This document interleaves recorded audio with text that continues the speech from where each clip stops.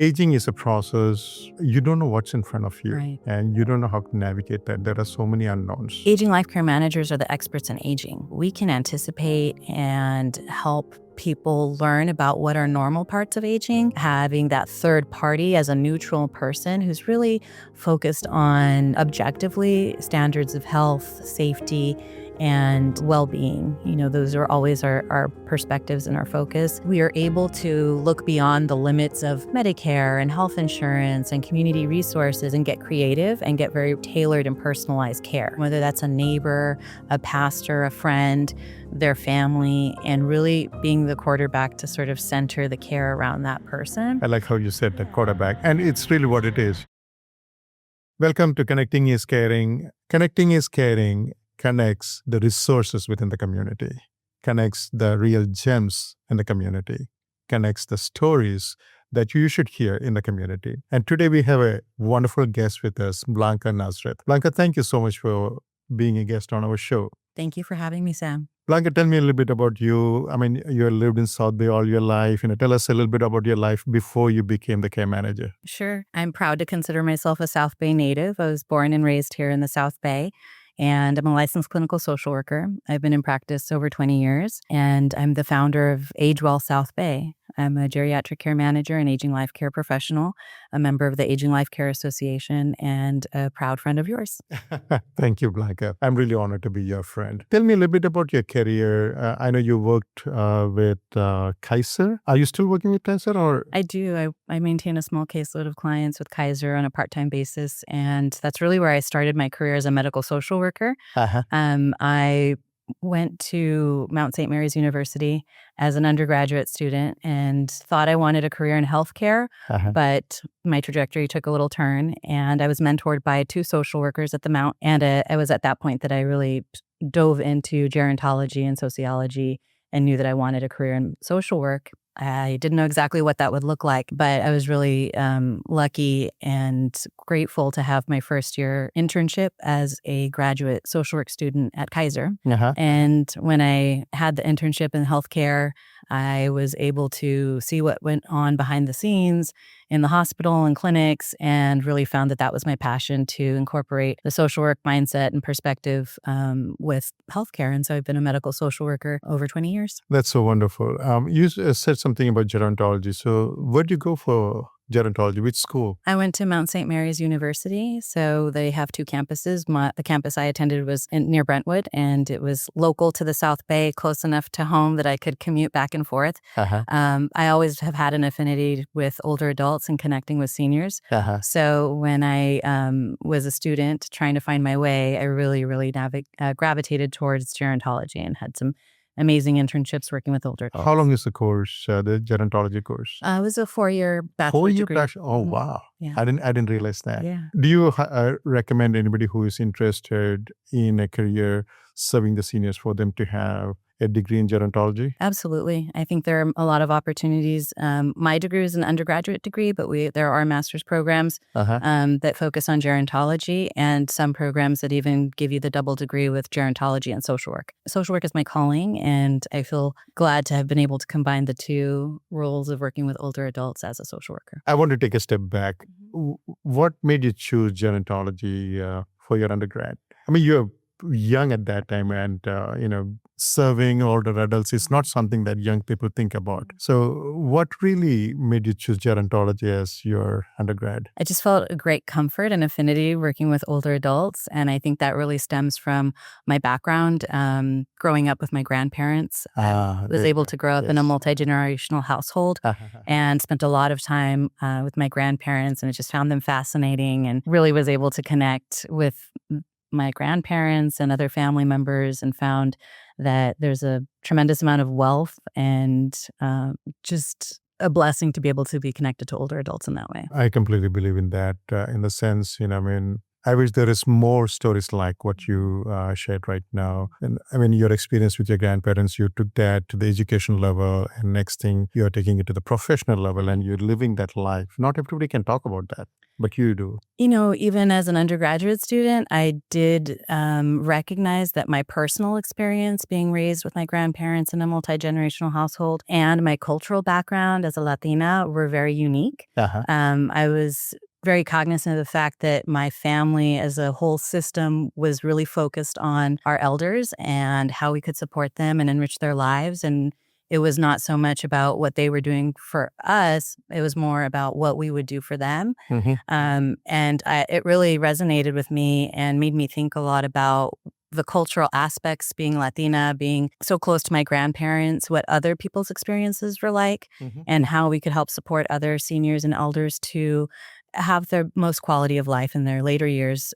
So much so that I decided to write my graduate thesis on the concept of familialism, meaning, how is it that as a Latina and as a culture, we are dedicated to supporting our older adults and our loved ones in that way. That's so beautiful. I never knew about that article you had written, and I would love to read that someday if you still have that. I'd have to dig it out. I'm sure it's covered in dust. I've worked really hard on it, but it was a long and tedious process. I didn't mean to put you in a spot, but the article sounds very interesting to read. I would definitely love to do that. Thank you. So how long have you had the care management practice, and what's the name of the care management practice that you have? My business is Age Well South Bay.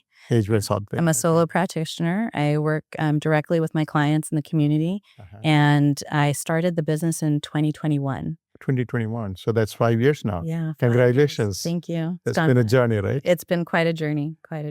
Wow. And in the meantime, you also joined ALCA, and then you became president of ALCA. Well, I'm a member of the Aging Life Care Association, and I started as a member who is very, very interested in the motto, the values, and the organization as a whole. The Aging Life Care Association has a strong set of values and ethics, and so as a social worker and member of the NASW, those values and ethics really aligned, and I thought that branching out on my own was daunting, but the Aging Life Care Association was there to sort of help guide me and make those connections. So for me, the best way to learn is by diving in and getting connected and volunteering.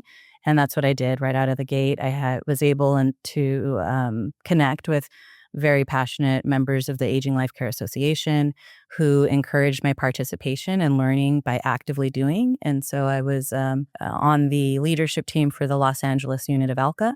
And shortly after, there was an opportunity to step up as the LA unit leader. So I've been the unit leader for the Los Angeles area for some time now, and most recently was asked to join the Western Region Board. So I'm now a board Congratulations. member. Thank you. And that's quite a recognition. And ALCA is a national organization. It is. And roughly how many members are there in ALCA? That is a great question. I'm not sure how many members there are, but I definitely should know. We're in the Western region, and so we have several states that are part of our region, but nationally, we're in every state as well as British Columbia, and have a lot of representation, especially in Southern California. Now, I have a soft corner for care managers. I don't know if you know about this. My first client as a home care agency business owner, my first client came from a care manager. I came at a time when I knew nothing about home care. I knew nothing about care.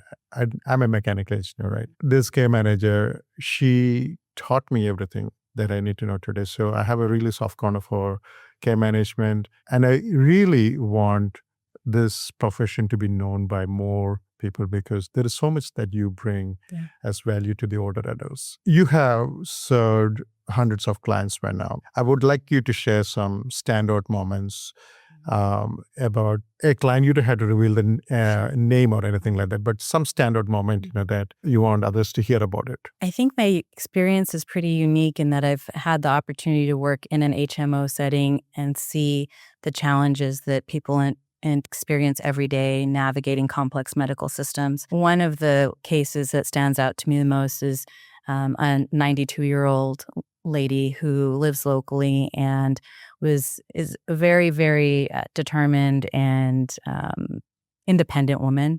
She was blessed to have a lot of support, but no family locally. And I think she's a very typical experience of who benefits from care management. She has a son who's a physician, another son who's another professional, but nobody locally to be the eyes and ears and boots on the ground. And so working with her, I was able really to sort of identify some of the gaps in her care and to help bridge those gaps and help her feel more comfortable and confident that she was getting the care she needed, along with quality of life. For her, it was a difficult transition into assisted living, but what a success story. Now that she's in assisted living, her chronic medical conditions have stabilized. She's had reduced hospitalizations. Her social life has increased. Her reliance on supplemental oxygen and medications has decreased. And she really identifies that the communal living has been a blessing and what's been keeping her active and healthy. She's a very typical example of how aging life care managers can make a positive impact, but it's people like her who just reinforce that sometimes we need to employ a different perspective and be brave enough to consider other options, because there's very often positive outcomes in that way. There's so many positive outcomes. I would like to expand on that a little bit with you. If you can just highlight on why it would be really beneficial for somebody to consider having a care manager. Sure. I'll just start with saying, aging is a process. You don't know what's in front of you. Right. And you don't know how to navigate that. There are so many unknowns. Here comes a wonderful care manager. And how would that care manager be able to help the senior navigate through that process? Sure. Would you like to expand on that? Yeah, absolutely. Aging life care managers are the experts in aging. So we can anticipate and help people learn about what are normal parts of aging versus identifying early on what might be a situation that's either unsafe or not optimal. And so when we can come in and offer the perspective from outside of their family, I think that it really is impactful. A big part of what I do is to provide education about aging and the lifespan, but also, in a sense, it's to help the family understand that the adult children may have a perspective that's very important to them and may have ideas about what their parents' future might look like, but the older adult still has their faculties and ability to make decisions for themselves and their own autonomy. And very often it is a challenge to bring everyone into the same room and have those difficult conversations. Being able to identify the personal feelings of the adult children or the older adults is paramount to helping people understand each other, and having that third party as a neutral person who's really focused on objectively standards of health, safety, and well-being. Those are always our perspectives and our focus. We can step in between the two parties who clearly, love and care for one another, but may not be on the same page in terms of values and alignment for what they'd like the future to look like. Having that third party be neutral and unbiased is very important. Very often we think, well, there may be social workers or case managers that are available to me as part of my healthcare program or my insurance, and that's very true. Yeah. I think what sets care managers apart who operate, such as myself as an independent practitioner or outside of the insurance system, is that we are really advocating for the senior, and we are able to look beyond the limits of Medicare and health insurance and community resources and get creative and get very tailored and personalized care. So when I do a psychosocial assessment and get to know the individual, it's important to me what their values are, what their cultural background is, who they are as a person, and how those factors inform About who they are as a person. Yeah. That's really important. They're not, another number in a huge healthcare system. They're an individual who's important to their children and their family members, and they have their own lives and preferences. And so being able to be respectful of them and their autonomy is super important. And I think sometimes that's lacking in large systems, and you can get lost in the cracks very, very easily. But having a professional aging life care manager advocating for your loved one or for yourself is, I think, one of the best things to ensure positive and healthy aging. This is something very important, which most people don't think about it. Your services are not just for the older adults, Right. but the adult children or the older adults. I mean, even for them, how to deal with one's own parent who's aging, Absolutely. what to do, how to do, when to do. Absolutely. These are all unknowns. I mean, we are busy with our own career. We didn't have time to think about my mom aging or dad aging. How do I get the help? And you are that help. Absolutely. So the family members are as much like my clients as the identified, senior. It's really the balance because they're coming to me as the adult children looking for support, information, a trusted and valued source of information. But this is their first time, supporting a parent. And it's really important that we acknowledge the dynamics that shift as our parents age and we are, in charge of our own lives, maybe have small children, have careers, and we want to do the best by our parents and our loved ones. But if you've never been down that road, it can be very daunting. That coupled with the fact that there is a taboo against aging and biases against aging, Yes, there is. that there's not the same support for the adult children the way that there might be, say, at a different phase of life. When we're in our childbearing years and bringing up young children, the community naturally gravitates to young mothers and parents and the children to provide support and resources. People should not be meant to feel alone in that phase of life. Yes. And in older years, for seniors, there isn't that level of support for many reasons. As we age, we're losing our social support system. We're losing our ability to go into the community and make those connections. But also as the caregivers and the loved ones, we don't have places and opportunities to talk freely and openly about our role as a caregiver. And it's true that sometimes we don't even identify as a caregiver. We're just doing what we're supposed to do as a good daughter or son. And we're very often sliding into that role as a caregiver and a family member.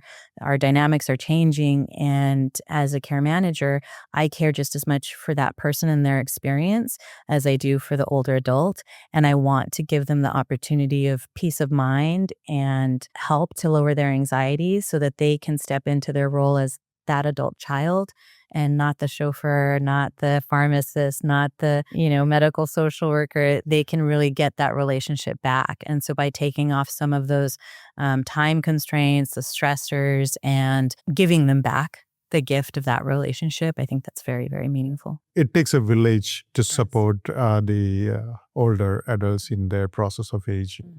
And you are the center point for that village.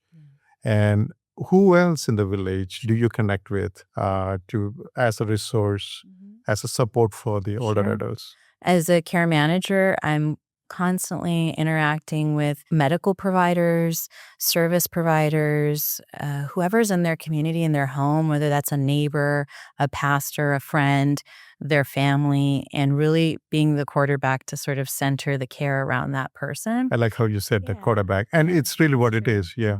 And you're the signal caller and you bring the resources together. Yeah. So it's really about coordinating with those people that are in that older person's life. So that's very often looks like medical providers, healthcare professionals, scheduling clerks, the ability to just make an appointment and really give them the relief of knowing that that task is taken care of. It gives them a lot of peace of mind, and I'm happy to be able to do that for them. This is so much, so wonderful. Blanca, if somebody were to use your services and let's say family wants to hire your services, how do they find you? How do they contact you? Sure. Well, as an aging life care manager, I always refer people back to the ALCA website.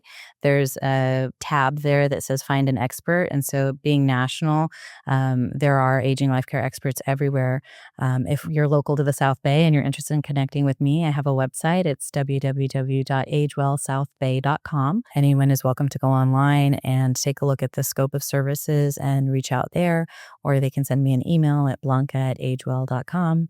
And anytime that I'm able to connect with someone about care management, I'm happy to do that. And very often it's referring them to other care managers who are maybe have a particular expertise in a subject matter or have the cultural background or language expertise. So I cross-refer quite often, and I'm happy to refer to vetted professionals and service providers if needed and as needed.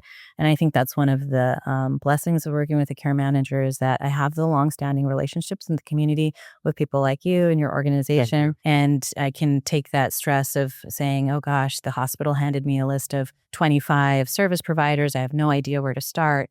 I can pick up the phone and say, hey, Miss Smith really needs the service. Here's a little bit about her, and make that warm handoff, that connection, and make the transition smooth. Thank you, Blanca. I mean, you're way more than a care manager. I mean, you even help others come into this space through ALCA and things like that. Thank you for everything you do. And more importantly, thank you for coming on our podcast today. Thank you, Sam. This has been wonderful learning about you and talking about what you do. Thank you, Sam. It was really nice to be able to sit down and have this conversation. I appreciate it. Thank you.